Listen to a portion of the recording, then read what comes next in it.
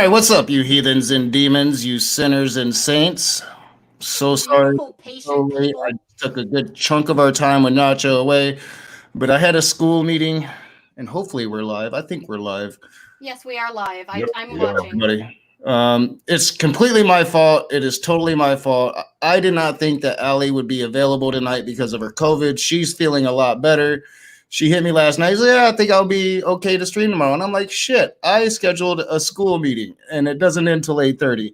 And then the teacher wanted to talk to my daughter after. So completely my fault. I am so sorry. We lost 20 minutes of our time with Notjah, which really sucks. But what's up, Allie? I will be right back.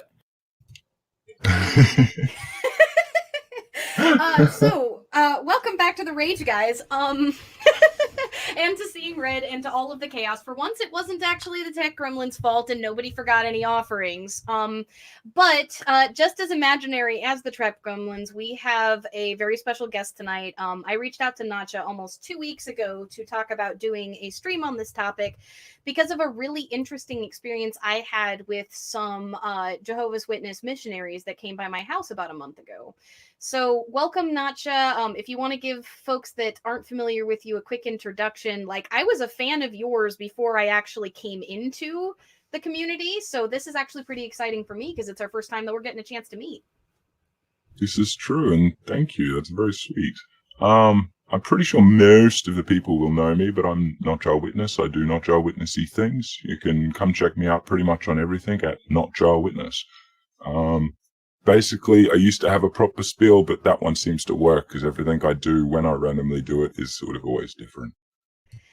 Yeah, and I think that like the content that you do specifically on like XJW stuff is it's it's fairly unique, like we were talking about before the stream. Like it's interesting to kind of see from the perspective of somebody who's still semi-involved with the cult, kind of how it works, you know, because you broke yourself out of the mindset while still kind of semi being involved, isn't that right? Yeah. And it's sort of involved as much as one is still, you know, I was still a kid when I sort of got away from the church itself, but I still believed a lot of it.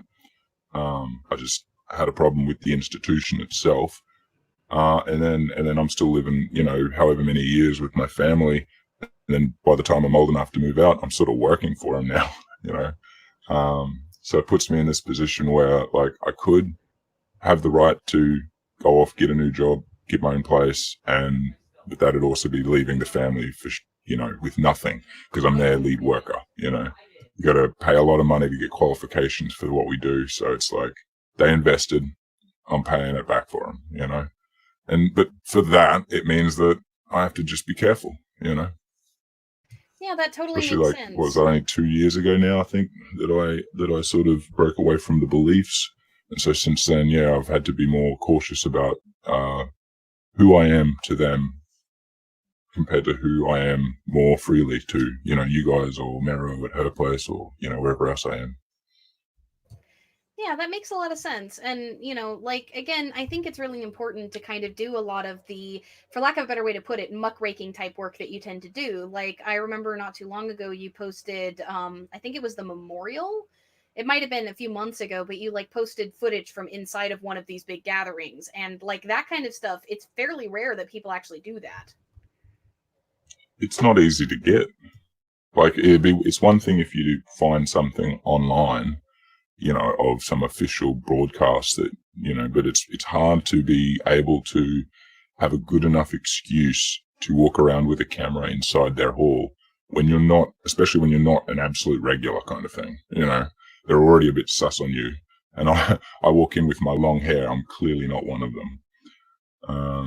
So yeah, there's a few times where I've had the opportunity to get a bit of footage or get audio or what have you. The audio is easier because I can sort of just get the phone recording and keep it in a subtle place. And a lot of them use their phone to check the Bibles and stuff. Like all of their literature is now on their phone. So it's not as weird that I'm, you know, looking at my phone while they're doing their talk. So I can at least not have a muffled recording, you know. But it's still pretty risky because, you know, if you get caught doing something like that, that's going to not just be problems for me, but problems for my family that I'm there with, that brought me there. Not to make light, but Lisa for Truth says Jesus had long hair. So it's kind of interesting that they have those sorts of biases against certain things, given that some of them don't really seem all that biblical. Yeah, well, and the NIFB are the same way. This is something new that I learned because I always remember the passage, like God um, liked long hair. He didn't like it for people to shave and cut their hair, but I guess there's passages in the Bible that says the opposite. And yeah, like short hairs for fundamental people seems to be a thing. I think it's this idea it's of just professional. it's a bit of what happens with any topic you could pick out of the Bible. You can take a verse and say, well, this is what I'm going to base my beliefs on because of this verse, and ignoring this other verse in another book of the Bible that completely contradicts it. And then another sect will take up that verse and forget about the original. That's the Old Testament. We don't worry about that anymore. That kind of argument. Like whatever it is, they'll have an excuse that they can justify. This is the verse we believe, not this one. Well, and that kind of gives me a little bit of a transition to sort of the story that inspired this. Because I know one of the big things, and excuse me for the background sounds, the guys are gaming and they tend to shout at each other from across the room instead of like using any sort of voice recording thing. So you guys are going to hear them, and I apologize for that. It's a little unprofessional, but unfortunately, because I'm sick, I'm still confined to bed, so I can't go down to my office where it would be quieter. But before all of the shelter in place type orders and stuff got taken place, maybe about a month and a half ago, well before my husband got sick, we had a couple of Jehovah's Witness missionaries that showed up. And like I will talk to missionaries. In fact, I'll even let them into my house and give them tea and stuff because I always find the conversations interesting. And because I have a way of having discussions with people quite often, you can ask Knock about this. We've done this on this channel a little bit where I can needle at somebody without them realizing that that's what I'm doing. And so, like, I will present things very much like from the moment they walk in as if you're looking for conversion, this ain't happening. Like, I'm a pagan and I'm happy, but I'm curious about your particular denomination. And generally, that opens the door, quite literally. And so, this pair of ladies came into my house, and we had a conversation for about 45 minutes or so, maybe an hour. And then one of them went out to the car. And the other one had indicated that she said that, she said a couple of things to me that indicated to me that she might be having doubts about her faith. And one of the big ones was that she doesn't understand why the governing body was so against people looking at outside sources about things, that if she, looks at outside sources, her faith is strong enough to withstand it. So she's willing to look at that kind of stuff. This originally came up in the context of Ocean's video on Kamosh, and we were talking about that. And so when her friend was away, the more open-minded one, I asked her about the two-witness rule. And I told a story about a friend of mine who got excommunicated for defending a friend of his who got raped by one of the priests at her church. And so he believed her, but there wasn't two witnesses, so nothing was done. And I told the story about how he wasn't an apostate to begin with, but he became one later because he basically got all but excommunicated for speaking out against this guy. And she ended up opening up to me herself. And she said that she had had experience with the two witness rule. Like while this friend of hers was in the car, sort of like checking on her kid or something. And so it was really hard to listen to her open up about this thing that had happened. And it was mostly emotional abuse that she was talking about. But it hinted that there might have been something physical there too. And at the end, I watched her indoctrination fight with her righteous anger when she said, I asked her, so how do you deal with that, with this, group that's supposed to represent God doing these immoral things? And she said, I have to believe that God is a God of love. I've really sunk deep into studying the Bible and the promises in it. And she brought up, of course, 3:14 and a few other of the typical JW quotes. But she said, I have to believe that someday God is going to give justice, whether it's in this life or the next. And she talked about how she's really had to sink deeper into the literature and into her studies as a Jehovah's Witness and into the Bible in order to cope with this experience. And so, like, just the sheer shock and anger of that is kind of what led me to ask you if you'd like to come on and kind of talk about the self-indoctrination component of cults. Because, like, there's a certain point, I think, when you cross over from the governing body is indoctrinating you to you're indoctrinating yourself because you've fallen that deep into it. You know what I mean? Yeah. And that happens to probably all of them, really, because it's one of those traits that you're taught, and the indoctrination is that you are to do that. Like any time you feel pretty much any emotion, it's to God. So if it's something that's amazing, you're thanking God and you're praising him, and you'll do your Bible studies very happily and stuff. And if it's something that's unhappy that's going on, you turn to the Bible to try and find God's word that's going to guide you. And so everything that you're basically doing it for yourself. Like you could, as a JW, go on keeping yourself in that cycle without the governing body. But obviously they won't then be making money, so they need to keep that idea that you also need guidance from the governing body, because we're directed by God through the Holy Spirit. So, go on, Knock. I heard you unmute. Well, I was just gonna, because this is one religion that I'm not too familiar with, just because it's not something I've ever really been around. Like, I was raised Southern Baptist, so we would literally laugh at Jehovah's Witnesses for not like getting birthday presents or not being able to celebrate a holiday or getting Christmas presents. Like, I remember, like, if we complained about our Christmas presents, our dad would be like, "Oh, it could be worse. You could be a Jehovah's Witness and you just wouldn't have Christmas," but I was never really exposed to them. So it wasn't until I came into this community and I started watching people like Telltale, X-Cult Baby, and other Jehovah's. I think I've watched quite a few of your videos, Notjah, and I was like, holy shit! Like, this is probably one of the more fundamentally indoctrinated segments of Christianity, I would say. And like, we never even considered them Christians, and so for me, like, it was like, to see just how more seriously they took it than the Baptists that I was around. Now I know that there are some Baptists that take it way seriously, but I don't know. It just seemed like it was always something we laughed at, and now I've been realizing for the last 2 years that this is something really, really serious. And and then you look at people like Telltale, or just people that have been completely shunned from their family. And I thought I had it bad. I don't know. I just wanted to comment on that. Like, that's the one thing that I remember as a child was my dad saying, well, it could be worse. You could be a Jehovah's Witness and you just wouldn't have Christmas, when we would complain about this present or that present. I thought I'd just comment. No, and especially as a kid growing up as a JW, it really sucks. It's not fun.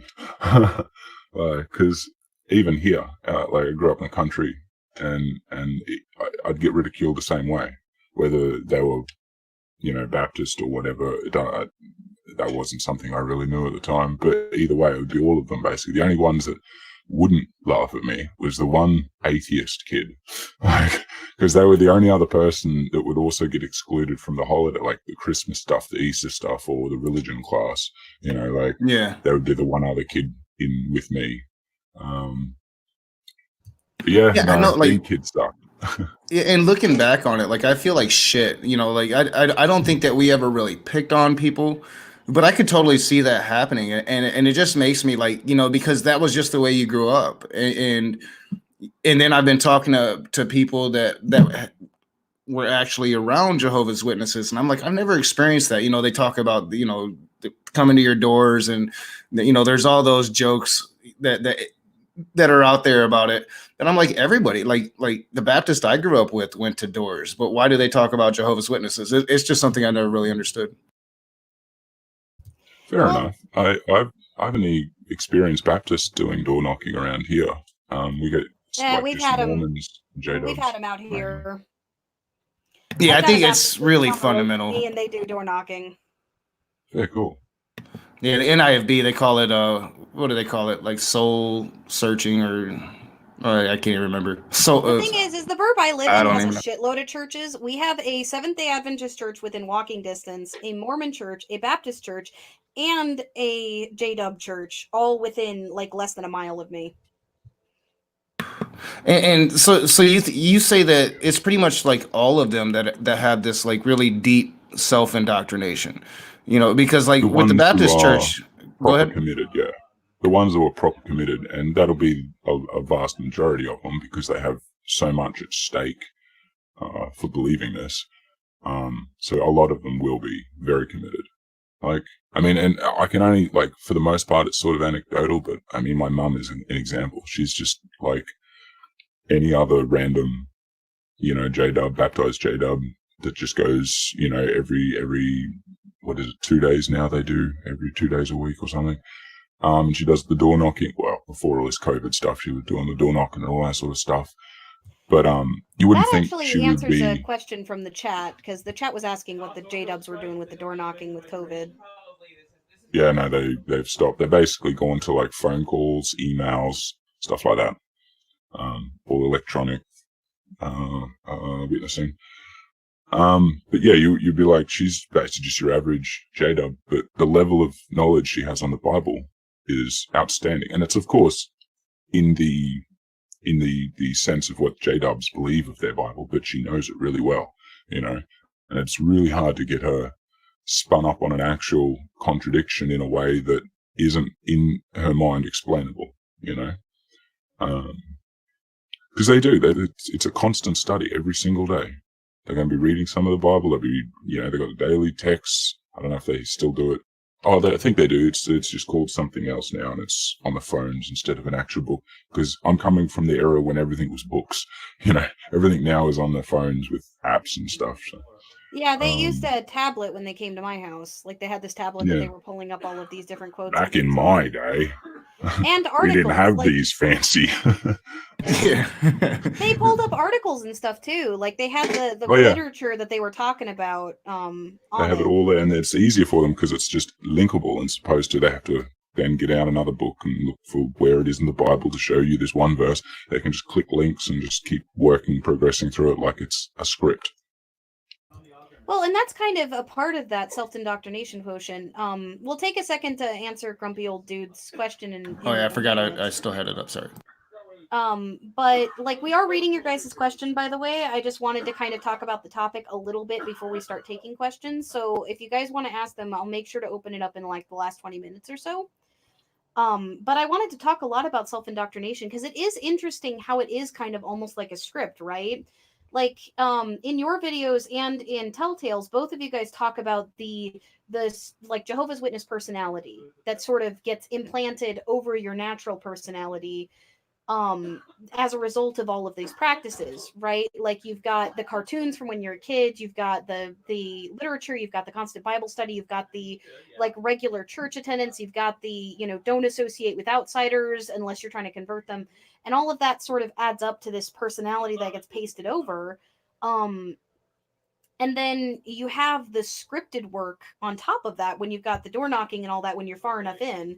So how do you think that all kind of plays together in terms of like where you get to the point where you are self-indoctrinating? Like, do you think that the pressure from the governing body ultimately does that, or do you think that there's like an agenda there? The thing, they formulate your entire lifestyle. So once you have gotten yourself that far, like if you're baptized, you're generally that committed. And so your entire life is based around this. And this is why if you took out the governing body, if they didn't necessarily have, go to church every week or whatever, they would still just do it themselves. It is that deep because it's their entire life. That's what they know. Even if they had a life and they've been converted into being a J-Dub, if they've gotten far enough to get baptized, they're pretty much really in it, they're committed. And it's a self, like it's already something for you, or you're thinking it's something for yourself, like a bettering yourself. You're getting something out of it. It might be the idea of a second chance at life. It could be that you get to see somebody that's passed away again, that that you've lost. Whatever it might be, there's some reason that you're committed to this to the point that you're you believe the bullshit. Everything that you're getting sold, you believe, because that's everything in your life. That's, it's hard to sort of explain when you weren't there. Like, if you haven't like lived that, how it's so extreme. It's not that it's extreme like an extremist where they're, they're fundamental, but they're not like completely crazy. They don't try and hurt people or anything like that. Like, they're complete pacifists, all this sort of stuff. But they harm the individuals extreme within the level, religion rather than those outside of absolute, it, basically. Yeah. And it's a lot of control harm rather than any physical natured stuff. For the most part, putting aside the problem with children at the moment. Well, I mean, there's a lot of problems in general, I would say, with the two-witness rule and with the way that the governing body sort of eschews any sort of moral authority outside of the governing body. Look, I'm not sure if you mentioned that before stream or after stream, but for the audience, why don't one of y'all just explain the two-witness rule? I do understand it, actually, but in case somebody doesn't. Well, I suppose the easiest way to think of it is that any crime to the church has to have two witnesses to be validated by an elder and considered legit. And that includes any sort of sexual harassment. So there'd have to be two witnesses watching on that will then back your story up if you have been abused in any way within the religion, and you're originally not suggested to go to the police, as in it was just not there, it was omitted. Then it was put in pretty much at the end of the list, like go to your elders, talk to your family, try and resolve it yourself, do all this sort of stuff. Then if you still can't do it, the elders will take it to the authorities. And it's like, well, yeah, but what if the elders just decide it doesn't need to? And then, what do? You just have to go with the elders because that's the way the life works there. Yeah, I mean, and it's just crazy because, habitual abusers aren't going, they're going to wait until they're alone. They're not going to have witnesses, I mean, it's going to be very rare to have witnesses to something like that. And then the consequence, even if they are found and they decide, okay, we're going to have to do something about this, they just move them to another area. So, people that don't know them. And then they just get to repeat the cycle. And they know this. Well, that's a lot of the problem there, right? Was that, like it was two witnesses or two victims was the way that my friend explained it. Maybe it's different out in Australia but it was just two witnesses, as in two people to witness it. Yeah, like out here, apparently it can't be on your word alone. My friend said that that two victims could count as two witnesses, like if another victim came forward. But a lot of the time, what would happen is the one victim comes forward, and then the governing body would move the person, so that if another victim came forward at a different congregation, well, it was a different set of elders that now are responsible for that. Yep. Which basically comes out to a pattern of protecting assaulters. Yeah. This is why, I mean, everyone in Australia is pissed off at the moment because George fucking Cardinal fuckface Pell just got fucking released. And he's the sort of guy that does the same bullshit. Yeah, I couldn't believe that when he was released, and I'm planning on doing a video about it. That's Catholics, and everybody talks about the Catholics, but that problem is everywhere. And I don't think it gets talked about enough in the other denominations of Christianity. Like, I hardly ever hear about it inside of Jehovah's Witnesses. I've heard other people talk about it, but I've never heard it like on the news or something like that. When the Pell stuff was going down, maybe a couple months ago, originally, when we were all getting rather excited because he was going to jail the way he should be, I brought it up with my little brother. I didn't really even mean to, because in hindsight, I could have gotten myself into a bit of trouble with that conversation. But I was like, well, we were talking about the Pell and how awful that all is. And I'm like, what about, the Royal Commission onto the J-Dubs? Do the same kind of thing. And it took him a second to sort of accept that I was asking about that, which meant he knew about it. And his response, well, that's just regular, the wording needed to be fixed. It was bad wording in the rules, and they just had to fix something like that, and that's all the problem is. I'm like, what about the actual victims, though? It's not going to be a problem anymore. I'm like, that's where I ended it, because, I don't want to, I don't want to go there with him, basically, or mum, because that would be a bad way to try and, Well, bring them out of their world. Isn't the governing body currently undergoing a lawsuit for refusing to turn over the list of offenders, to authorities?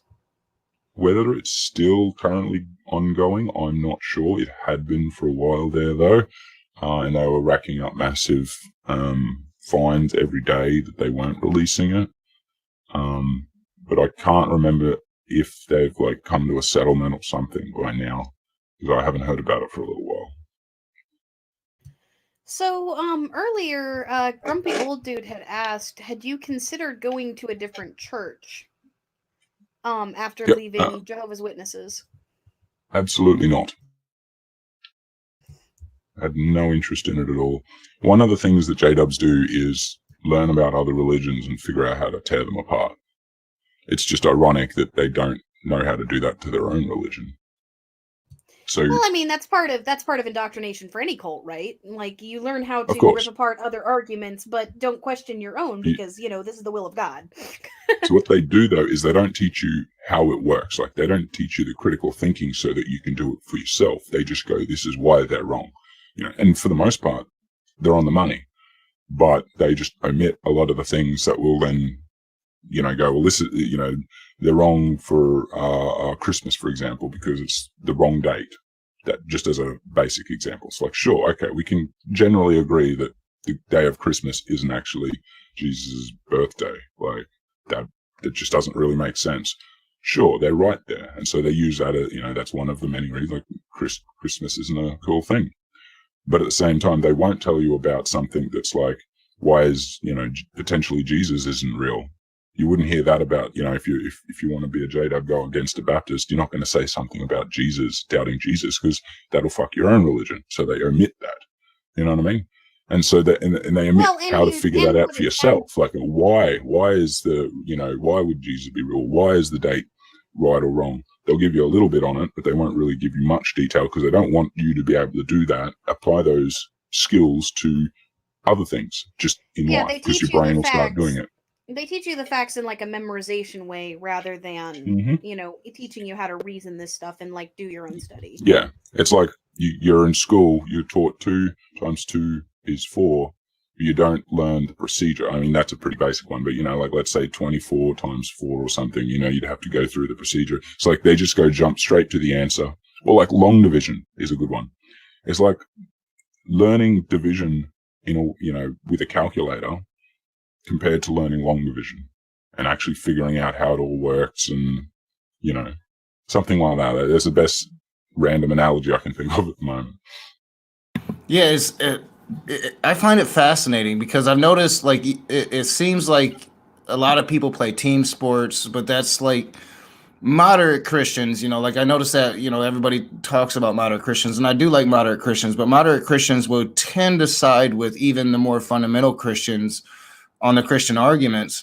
But it does seem with the more fundamental, I think cold is a good word, just the more fundamental aspects of those religions, then they do tend to tear the others down. I've noticed it a lot with the NIFB. I've noticed, I've heard Telltale talk about it when it comes to the Jehovah's Witnesses. I've heard Mr. Atheist talk about it when it comes to Mormonism, that they will tear the other religions down. But as you say, it's not in a way that's going to inspire critical thinking or questions of your own faith.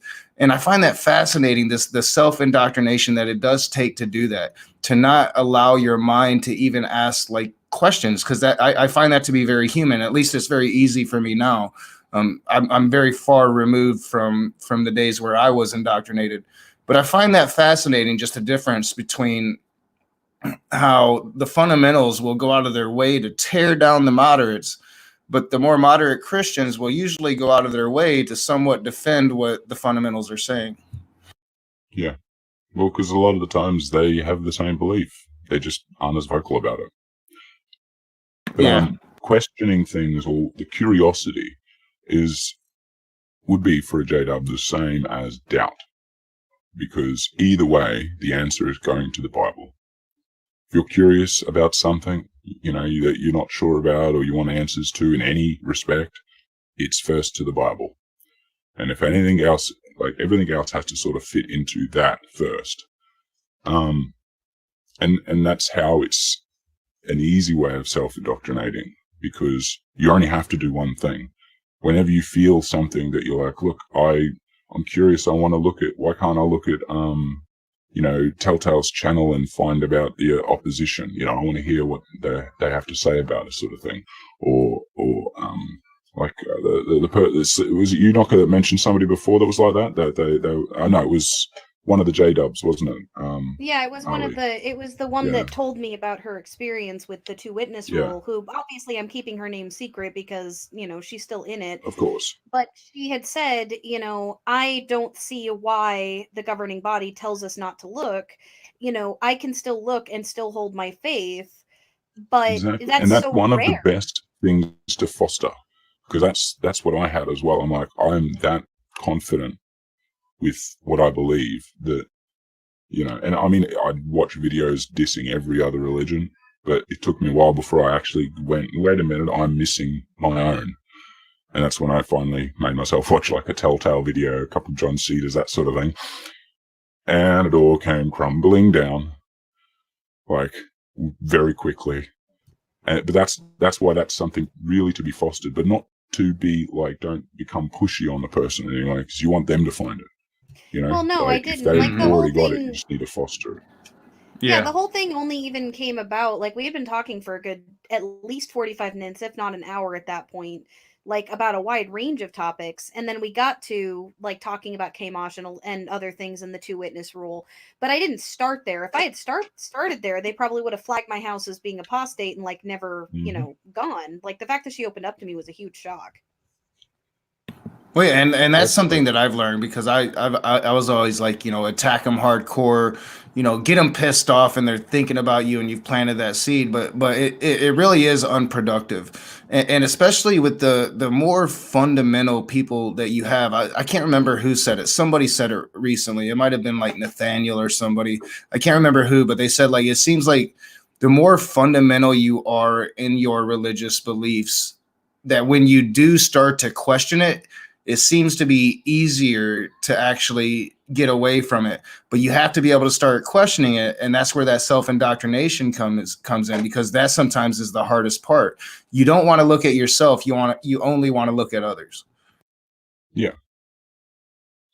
It's Well, and I think that the only reason I even had and I think the only reason I even had that conversation was when they came in, I told them flat out, like, I'm a pagan. I'm very happy as a pagan. I've been a pagan for a long time. I was Christian. I know about the good news. But, and this is how I framed it, I have friends who are ex-Jehovah's Witness, and I've seen a lot of stuff about the Jehovah's Witnesses. I would like to learn from you guys what your side of the story is. I want to learn about you. Like, I'm curious what your denomination has to offer that's different than the way I grew up. I'm curious about what you guys have to say. See, I have such a totally different approach. You come to my door and I'm going to probably be like, hail Satan, come on in, we'll sacrifice a baby. Hey, yeah, that could work as well. You never know. But the funny thing is they were willing to have a conversation with me out of that framing just because I expressed an open-mindedness to listen to them. Yeah, well, that's ultimately all they want. And they're not really afraid of pagans or any atheists or anything like that. They're not allowed to talk to apostates, but everyone else is fair game. See, I didn't know that. I figured, I've never really spoken to a Jehovah's Witness that was still active. I've never really tried, but I never really get attacked by them. Maybe it's because I don't attack them specifically. I'm attacking Christianity broadly. Yeah, that's I find that fascinating, that they would really have no issues talking to a person like me that denies their God, that will say the most awful things about their God. But somebody like you or Telltale, your own family, once you leave, won't even recognize you or don't want you around or won't speak to you. Like, I find, like, man, I would get so mad.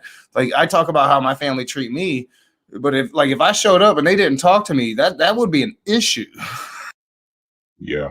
No, that's it. And that's meant to be a loving thing. It's meant to show the person disfellowshipped that they've taken the wrong course and give them more reason and to see how much good things are within the organization. So they're meant to, feel like they want to come back. What it actually does is strips them from everything from their life and basically goes, okay, you are now all by yourself with nothing. You can either continue on that path or come back, grovel. Yeah, and it makes basically it like be almost on a list for the rest of your life going, you are a troublemaker, basically. Yeah, it makes it almost like impossible to leave, right? Because then you're literally leaving everything you know, everything you've always known. People are gonna shun you. Like, it's hard enough, like just for normal atheists coming, like where for atheists coming out of like even Baptist, a fundamental Baptist religion. But like I said, like, my family, they don't talk to me, they don't associate with me. But if I were to be around them, they would not shun me. And I mean, that's a whole nother level. And as you say, they think it's love, but really it's making it impossible to leave. I mean, you've got to have something really strong inside, I think, to withstand that and actually stay gone. Well, and I think that this is an important thing. Like when you talk about self-indoctrination, when you think of something like love, right? Shunning somebody does not sound like love to any rational person who is not caught up in a cult, right? Like there's a certain level of obsessive indoctrination and obsessive devotion that one has to have where one can, we've always been at war with East Asia. We've never been at war with East Asia, right? Like that's basically what you're doing there when you're saying shunning somebody is love. It's going to show them how good the organization is and they'll come back or they won't. Like you have to really get down into a person's very soul in order to get to the point where, like not to use hyperbole here, but like in order to get a person to the point where they can believe that harming somebody like that is love. I don't know if you saw that. You have a question from the chat, Ali. My answer to that is this stream is not focused on me, but the too long didn't read on that is that the Bible is not really based in Greek mythology. It's a weird sort of like the New Testament has some weird hybridization stuff with some Greek stories, but in all honesty, like I am completely de-indoctrinated in terms of Christianity. So I kind of observe a lot of the idiosyncrasies of the Bible and particularly its polytheistic nature, like when you actually read it within proper historical context, as amusing, and think that it takes a lot of indoctrination from a young age to not see that effectively. That's my answer. Oh, it does, and you have that even in the moderate Christians, and then like you get into the sects, the more fundamental. I'm not too familiar with the Jehovah's Witnesses and their particular stance on particular peoples, but one thing that I do know about Jehovah's Witness, one thing that I have studied about them, I was going to make a video on this, is that like don't they like pretty much promote? They don't want their people to be too successful economically, right? Like. Don't they kind of promote? Yeah, they kind of promote. They want you to be poor, basically. Yeah, and it's a bit of twofold as well, because if you're earning a lot when you like if you're converted and you're just a rich person, you had a wealthy career or whatever, they will put up with that if you're contributing a proportionate amount. Like Prince, for example, although he was pretty devout. He funded that church like you have no idea. I forgot he was Jehovah's Witness. Prince is one of my favorites. I totally forgot that. Yeah. And he was devout. He'd be door knocking. He'd do it all. And but he had deep pockets, and they didn't mind. But having said that, if you're some random and you're stingy about it or whatever, they're going to try and curtail that. Suggest that you get another job maybe, or, because you have to spend more time in the ministry, be a window going door to washer door and stuff. Yeah, because it's like the more time you spend in the world for your worldly gain, the less time you're spending your time for Jehovah. And which that's means for the governing on. body. Yes, of course. Free labor. So where does Jehovah come from? Is that in the ancient text, or is that Yeah, an it's from actual name for God? as far as I know, it's one of the three or so English variants of the Tetra the four, The four-letter symbols tetragrammaton of the unpronounceable name of of God, the Yod-Heh-Vav-Heh. exact. Yes, it's just one of those other versions of that, and it's probably less accurate than even Yahweh, but it's theirs, or they proclaim it to be theirs. And one If of I the big remember ones right, as it's a the kid you get Roman told is if pronunciation for it, like it's the Latin pronunciation. the one of the silly stories you get told as a kid is the reason it's true is because it's Jah with a J, so Jehovah. Because if you spell hallelujah, it ends with J-A-H, which is praise God, praise Jah. It's like all hail Jah, and it's like, oh my God, like looking back on that, it's so silly, but I'd always be able to spell hallelujah. It's one of those weird things I'll convince you that, well, this is why that's the real name. That doesn't make sense. So coming back to, you mentioned earlier about converts who are already rich or things of that nature.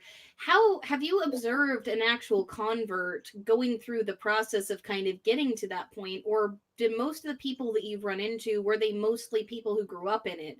Because it seems to me like the level of self-indoctrination that one requires in order to basically worship the governing body, for lack of a better way to put it, because that's effectively what Jehovah's Witnesses are doing, even though they don't realize it, right? Yeah. Like, to give that level of control over, it seems like to a convert, that would be such a strange thing to do. Well, it's normally a slow progression. Like, they don't dump all that on you straight away.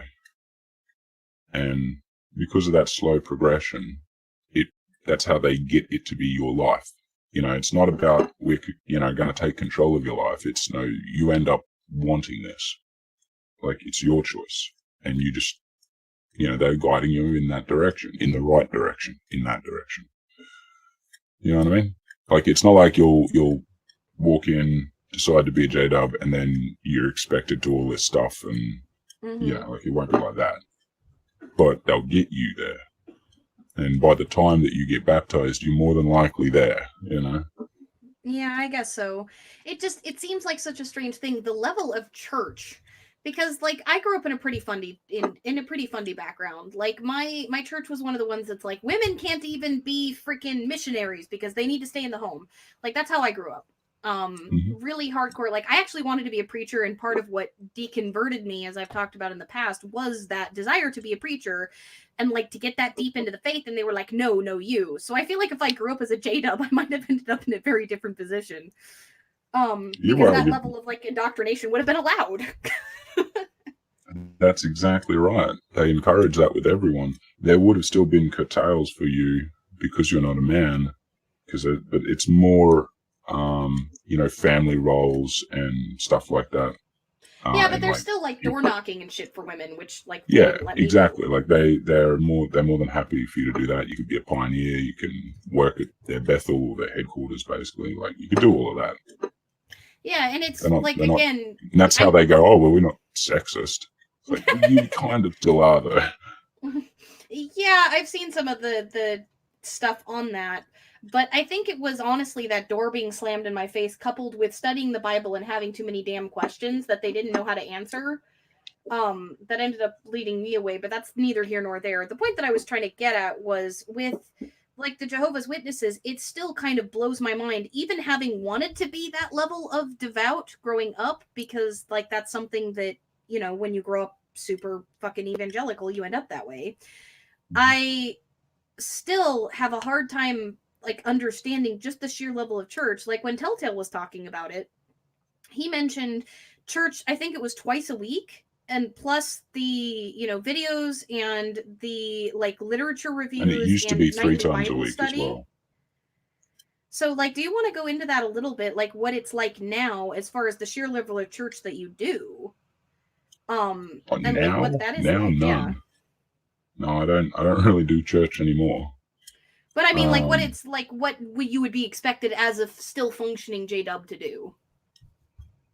I'll take my little brother as an example, because he's just recently gotten baptized and he's taken on a lot more responsibility within the church. And because he's a techie, he also does all the tech stuff for the hall. Feels weird calling it a church, to be honest, because that's not, JW don't call it a church. Like you don't go to church, you're going to the meeting. It's weird, but anyway. I think So, before you move on from that, Notjah, you don't call it going to church, you call it going to a meeting? Like, seriously? Yes. Wow. That's really strange. And that's one of the easiest ways you can tell somebody's, like, if somebody comes into the church or if somebody's like trying to pretend that they were a JW or something, they'll use the word church and that'll be an immediate tell. There's a few things like that, like priest is another one you'd never hear, or like pastor, because they're elders. Yeah, they'll say elders, won't they? Yeah. Oh, Yeah, I would have been that guy. I would have totally walked up in there and be like, "We at church, what's up, priest?" But that's it. I mean, all of that would just be an immediate, okay, you're obviously here to do something wrong. Well, I mean, So the door knockers are also called publishers, aren't they? Yes, exactly. You can be either a baptized or an unbaptized publisher. And that'd be like the difference between me and Ex-Cult Baby. I was an unbaptized publisher. I was working towards being baptized. And whereas she got baptized and became a baptized publisher. Either way, it's just a matter of you're going out, doing door-to-door, trying to give out our literature. Now it's just, I don't know, I'm pretty sure they still have pamphlets and stuff, but I don't know.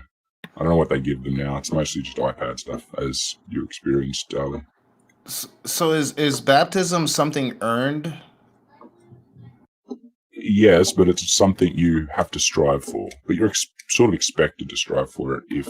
So it's not like take it just seriously. dunking. It's not like just dunking a kid in some water. Oh, you're baptized now. No.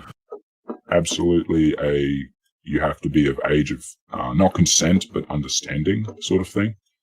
Like, so they do baptize kids, which I disagree with because that's a lifetime commitment.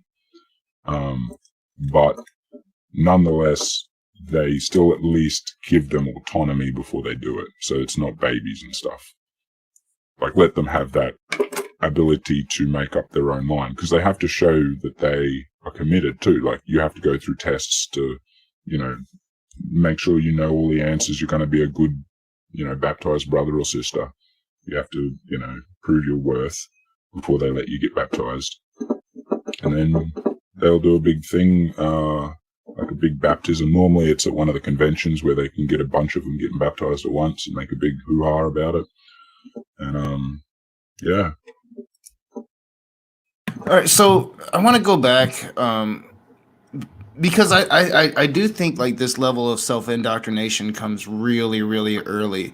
So let's go back to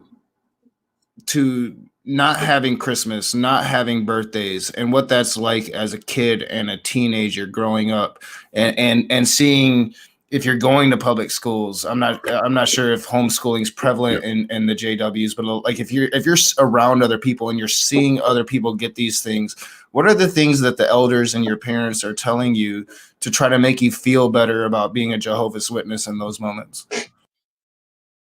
Well, a lot of from the JW side of it, it's, because as a kid, you don't really understand it. Like, I was 12 when I walked away, or 12 or 13 somewhere there when I gave up on going to the meetings proper. And, but you get a lot of, like, it's support in the sense that, it's for a good cause at least. You're doing the right thing by Jehovah. Don't you want to please him? That kind of thing. Like, yeah. So like they're the ones that are wrong, and you're doing it right. Yeah, but obviously, no matter how much you try and convince yourself of that as a kid, it is awful. It's really bad, especially because, like, in my class for most of primary school, I had 2 kids at least that had the same birthday as me. And so every single year on my birthday, I would get sent outside to watch the entire class have a birthday party and eat cake and celebrate just before the lunch break, whereas I just had to sit out there and do math problems or something. And it was the same deal with all the others, but my birthday kind of stung, you know, like, it was like, I can imagine. why do I have to have other kids that have the same birthday? Couldn't I have just a unique birthday for this school? Like, that way it wouldn't, you know, be a problem. But, yeah, that sucks. That really sucks. Yeah, I can only imagine. Things, even if I'd continued to be a J-Dub, one of my strongest resolves was that I would never put my kids through that. Like, I wouldn't try and make them be a J-Dub just because I am. I'd be like, when they're old and grown up, they can make up their own decision. You know, like, that was just one of those things where I was like, I can't put my own kids through that if I ever have kids, because that would just, like, I knew it gets too ingrained in you, you know? Yeah. Isn't there an excuse? Because, like, in my denomination growing up, which, again, we didn't really have a name for it. It was just, call it hardcore evangelical. One of the things that they did was we wouldn't do Easter egg hunts and stuff like that because it was pagan.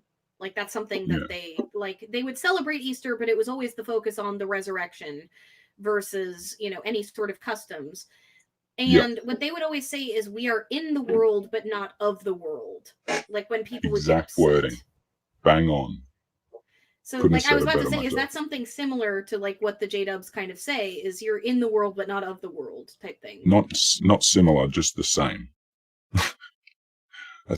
We are, like, and that's why there's, like, a whole thing about the worldly people. You know, we are not to be a part of the world. And that's why they don't involve themselves officially in politics or in, you know, government stuff or wars or anything like that. They'll send aid stuff, but that's about it. That's just for the show of charity, you know. But, yeah, otherwise they proclaim themselves to be no part of the world. They just have to live in it. So is it true? And that's another way of secluding yourself. Like, it's another reason why when you end up getting disfellowshipped, you've got nothing, because you already have secluded yourself from the world. You've already done that to get there. So then when they take that last straw, like last thing away from you, which is all you've got now, that's a lot to hold over you. Well, and isn't it, like, again, you know, Telltale has talked about this, but I think you did too in one of your videos. Like, when they encourage you to become friends with people outside, like, the sole purpose is to bring people into the church, right? Like, you're not allowed to actually have a real friendship with somebody that isn't that's outside of the church. Pretty much. Like, if you do get too close, like, you could be, you know, like, you can have a neighbor friend or something and, you know, have dinner with them or whatever and do it, you know, things like that, pretty average. But yeah, you would sort of highly expected not to go to things like a worldly dinner party where there'd be lots of alcohol, or maybe you know, it's an adults only party kind of thing. Like, anything like that, it'd be like, or as a teenager, you know, you're always, put the literal fear of God into you about those sort of going out to a party, because they might have, you know, alcohol, the kids might be having sex, there might be drugs, all that sort of stuff. They're bad people. All this is bad, so you want to stay away from them and stay, you know, clean, healthy, and right, you know, with godly people. And kids did it. Like, that's the hardest thing that I can understand, and I'm understanding it more now because, like, I see the generation of kids in my family, and they're so much better than we were. But I don't, like, me and my brother, we were just stubborn. And if you told us not to do something, we were going to do exactly that, and we were going to do it to our heart's content. I mean, like, we were going to go overboard with it. And I just always thought that that's just what kids did, right? And now I'm understanding that I was just a terrible child. So, well, don't get me wrong. I had my share of wayward moments as well, both when I was trying to be a J-Dub and when I walked away from it. Definitely more after. But strangely enough, I did more illegal things before I left. Because I was, I say the same thing. I can't really go into too much detail, but I got into a whole lot of trouble I think I was probably like, it was only about a year before I proper left. Or it might have actually been just before I left. But I got like those are my sheets and sheets of moments. paper. All the things I did, like, I mean, carjacking, all sorts of things. Those are my favorite moments. Like when Christians think that, like, because I'm very open about going to prison as a teenager and all the bad shit I did as a kid and just how I grew up, and Christians assume that I did that as an atheist. And my favorite moment is the moment when I can look at them and tell them, no, I did that as a believer in God. I have a clean record as an atheist. Well, I pretty think, much. you know, I wouldn't say I have a clean record. I've definitely. Well, yeah, me neither. Yeah. But I mean, it's clean compared to the old one. Exactly. Yeah. Well, at the risk of making a very sexist analogy, like there was a joke in my college about Catholic girls. Like, you know, you say you want to go to a party, you want to get laid, you go to a party with the Catholic girls. And, like, again, that's a really sexist thing to say, but there's a little bit of truth in it, and that is hardcore indoctrinated people tend to rebel just as hardcore. Well, yeah, see, you heard the Catholic girls. For us Southern Baptists down in North Carolina, it was the preacher's daughter. You know, those were the freaky ones. With the getting... or my rap sheet, I should call it, what I was talking about before. When I finally got picked up a couple towns over by the cops, they wanted to know why. Why are you doing this? Why are you trying to run away and all this stuff? Like, you know who you are and what, you know, who your family are. You're good Christian family. Like, what's going on? And I legit blamed it on the religion. I didn't even understand it, and I thought I was bullshitting at the time just to get out of it, you know, just to make up an excuse. But I wasn't. I was that stressed and overburdened at 12 or whatever by this religion that I really rebelled. And, I actually admire that. I admire that because I remember that same situation when I was a kid. The cop taking me to jail. Like, what's wrong with you? You're a good Christian family, and I didn't do that. I totally like, oh, I'm such a failure. I've let my dad down. I've let God down. You know, like I totally admire that. And you were 12. I was 17. Like, you were 12 and you were fed up with that shit. It took me another 5 years. I honestly haven't thought about it like this, but those events for a while, that was actually what they led up to me being able to leave, because that broke my mum's heart. Because obviously the cops told them, you know, and she could, you know, like she couldn't understand it. But that was enough leverage for me to be able to say, I'm not going to the meetings anymore. Well, and Autobot Starscream asks, would it also be sexist if it was also said of the boys? I mean, I think was a preacher's son. Something like that. I mean, I think the point is that, you know, like with girls, a lot of the time, like there's an assumption that girls rebel in one way and guys rebel in another. Like you guys are talking about carjacking and committing crimes. Well, and there is that double standard. There is that double standard. Like, you know, boys are expected to be boys and girls are sluts if they, you know, act, you know, free in any way. Well, and what I was saying was the way that boys are controlled, I think, is different. So the way that they rebel tends to be different, if that makes sense. Well, yeah, because especially in these control groups, because of the way they segregate the genders in their indoctrination, even you're brought up to think there's these differences, and so when you do rebel, you're going to rebel in like sort of thing, like it's not a predisposed thing or anything, but it's just something that's more trained. You're rebelling against the thing that's direction. Been crushed Specifically, yes, exactly. You know, like, and so I think something there might have a bit of a correlation. I suspect. I must warn y'all, I've only got about 10 minutes left. Yeah, I figured we were getting close, so we will wrap this up. We got to do this again. The question that I've been dying to ask, Notjah, is that your real voice, or are you doing a Darth Vader thing? Because I know it's your real voice, and I'm just like jelly. I'm like totally jealous. It is definitely not my real voice. Oh shit! I have very many different voices. I can even do a sweet little. That's fucking lady. awesome. That made my night right there. Yeah, I have a few different preset up filters that I can switch between. So is but it a that's also filter, or goes is that into- your real voice, the one I'm hearing right now? No, this is definitely filtered. They're all filtered, and it's to keep All my right. vanity. But that's Somebody- kind of disappointing. I'm like, this dude's got the deepest fucking voice ever. Motherfucker Worley, right? You know, David Worley. Yeah. He was on a phone call with Mero the other day, and I was at hers, and so I come around to say hello. I'm like, yeah, you know, I'll let him hear my real voice.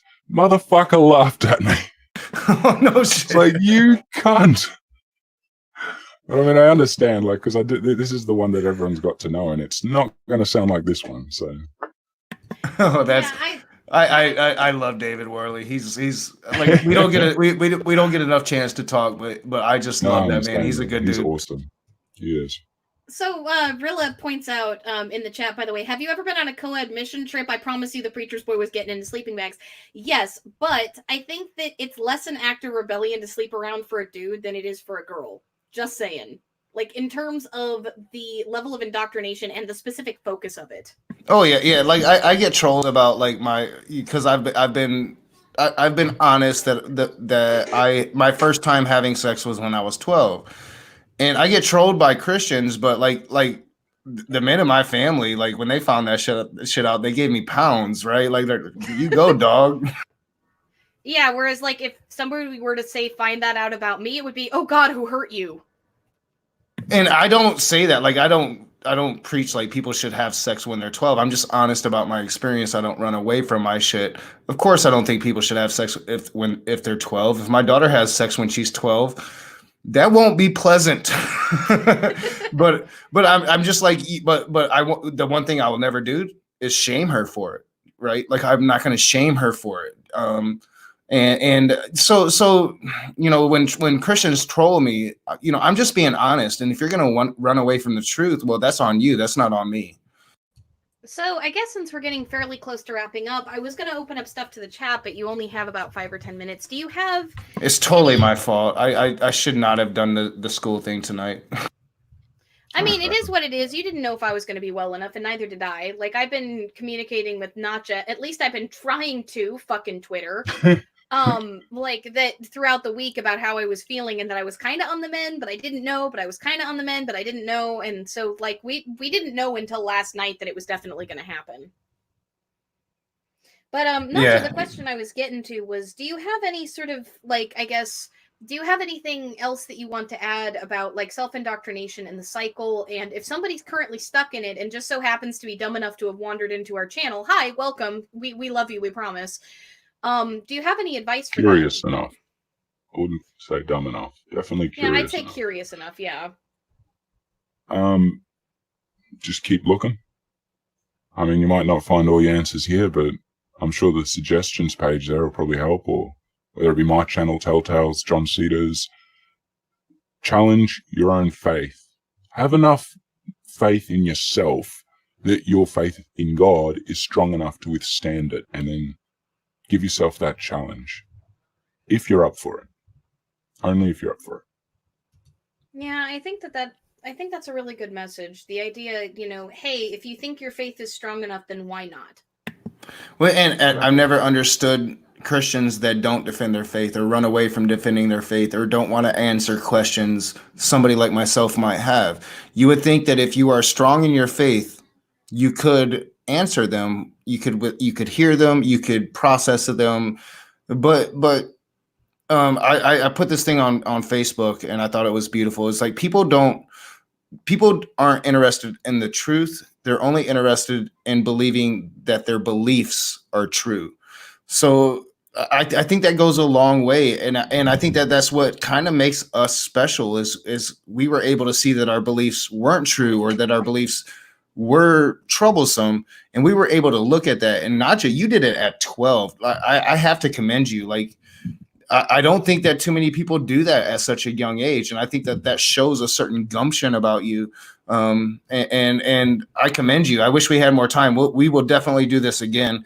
The Jehovah's Witness is something that I really want to start studying and trying to understand. I want to understand everything, and I don't, you know, I I just appreciate all the different world experiences that I'm getting to know, and I really appreciate you coming on here. I wish I wouldn't have cost us so much more time, because I really feel like we could talk about this for several hours and just scrape the surface of what Jehovah's Witness is. We'll do a part 2 one time. Oh yeah, definitely. Yeah. And next time I'll make sure that I'm nice and early, and I send you the link nice and early.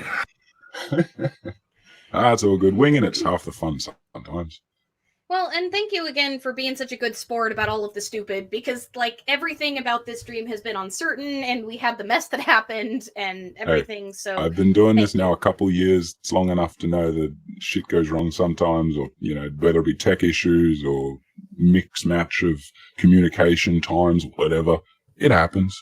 It's usually not a communication problem with me. It purely was, oh, Allie, there's no way in hell having COVID-19 she's going to do this stream on Friday. Let me sign up for this right now. Yeah, I'm surprised that I'm getting better as fast as I am. Honestly, I think the extra monitoring and the meds that they gave me to keep my lungs from getting overly swelled up are the reason that I'm actually functional right now. Like, I think if I hadn't taken the steroids, I'd be way worse off. And Notjah does need to get over to the Leah podcast. If you guys aren't subscribed to the Leah podcast, go do that. Now that I know that they're going to be streaming tonight, that's what I'm going to be doing after this stream. After me and Allie get done talking and I'm like putting up my clothes, I'm going to be listening to the Leah podcast. I love Christy Santiago and Gray Skeptic Matt. They are two of my favorite people. Good human beings. Hell yeah, thanks. It'll be kicking off in pretty much half an hour. Well, and we don't have any mods hanging out in our chat right now, just because our mods are all off playing D&D tonight, again. Thankfully, it was such a calm, wonderful stream, and yet again, you brought in your own fan base. The vast majority of the names I saw tonight are not the usual names in our side chat. Oh, shit. Yeah, Nervardi even... We love that. And we are, I do believe we're competing with a pretty big modern day debate tonight. I think it's Hunter Avalone and Patrick tonight, if I'm not mistaken. But because Nock is terrible at this, I will make sure that the link to Notjah's channel ends up in the description, because he is criminally undersubbed. I know I say that about a lot of people on this, but like Notjah really is criminally undersubbed. Again, I was a fan before I was a content creator, and so I kind of have a vested fangirl interest in getting him more subscriptions. Yeah, your channel was actually one of the first Jehovah's Witness channels I ever watched. Like speaking out against Jehovah's Witness. Yeah. Oh shit, cheers, man. Yeah, so like guys, you really need to go check out his channel. I'm gonna get the link in the description for anybody who catches this on the playback, but like the work he does is very unique. He's still kind of partially in the cult, partially out of it. So like there's captured clips from various things, from like meetings and stuff that he's gotten. He's got some pretty detailed descriptions of like literature and other stuff. Like it's a total mixed bag of insanity, and it's wonderful, and the way that he presents it is really a lot more coherent than I'm making it sound. So you guys really do need to check out his work. There's a reason I invited him specifically on tonight to talk about this. Thank you. Yeah, I appreciate you coming on. I wish we had more time. We will definitely do this again. And I'm interested in having serious conversations with people, and this was a great conversation. I feel like we scratched the surface. Next time I will make sure I come chock full of questions, because that's the only way you're going to learn, is to ask questions and get them answered. Absolutely. Oh, thanks very much for having me on. It's been a lot of fun. Sorry that I don't have more time for this too. Yeah, you're a busy man, Notjah. We know this. You're like a producer for everybody, right? Well, not everybody, but for Leah at least. And I'm sort of, I will claim sort of assistant producer for Navadia's channel, but only because they fucking help her so much. Well, and that's a great channel as well. If you guys aren't subbed to Nervadia, you should go sub to her. Yeah, I know. Yeah, Nervadia. I will mod you. I'm going to mod you. How have I not modded Nervadia yet, Aliyah? Because you were not modding people other than our Discord mods for a while, because ModPod. I have honoraries though. Yeah, Nervardia just has not gotten a chance to come in and be an honorary, so now she is. Like, I see absolutely nobody in our Discord mod team that would say no to that, so I can just be like, okay, it's not a democracy. Yeah. All right, so we're gonna close out. Remember, everybody, be the conversation. Thank you so much for joining us. I'm glad that it was supposed to be a heavily modded stream, but we didn't have any buttholes in the chat, so that was nice. Yeah, that hardly ever happens. Like I totally expected some nifbies here talking shit. Yeah, we've had 2 streams in a row with no buttholes in the chat. Like, I'm completely shocked. Nice. Yeah, Good yeah. one. I mean, that's a good thing. We're gonna take that as a good thing, Allie. I know that they're just gonna like magically appear because I said something.